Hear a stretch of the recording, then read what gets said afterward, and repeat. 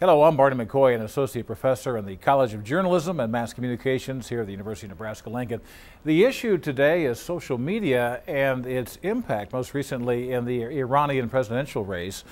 Since the results were announced over the weekend, there have been massive protests. In fact, the largest social protest in Iran in more than 30 years, and a lot of it has been driven by social media, people who are using Twitter, who are using Facebook, MySpace, social media networks to try and get their own messages out about whether or not they agree with the results of that presidential election or not.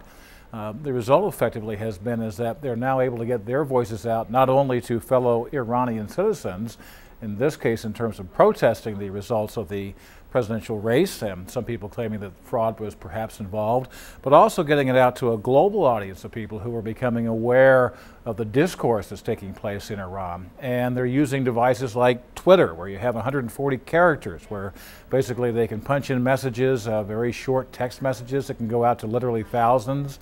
tens of thousands of people. Some people are actually using their cell phone video cameras to capture a lot of the protests which have taken place in Tehran, in which there have been clashes between soldiers and police and protesters, some of them bloody. Some lives have been lost in those protests, and capturing those on cell phones and uploading those protests to YouTube for not only a national audience in Iran to see, but also for a global audience to see what's taking place with these protests. So this is really a historic moment, not only for what's happening in regards to the after effects of the presidential race in Iran, but particularly for the power of this growing thing that we call social media. People who basically have their own voices, and they're using their voices, and they're effectively creating global networks that are taking the place and giving traditional media a run for the money as they all get out their own word and also find that there are people like them who agree with what they have to say and some of the imagery that they're capturing on their cell phones and getting out there for that global audience. So we talk a lot about the impact and the virtues of social media. Perhaps this is a good example of something which has now had an impact historically, not only technologically as well.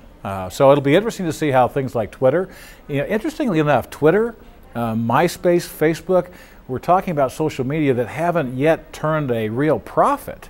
And yet at the same time, people are finding ways to use this technology in ways that they find to be useful and that are drawing more people as an audience to also use these forms of social media as well. So it'll be interesting to see what happens, but case in point, history involved, social media at work.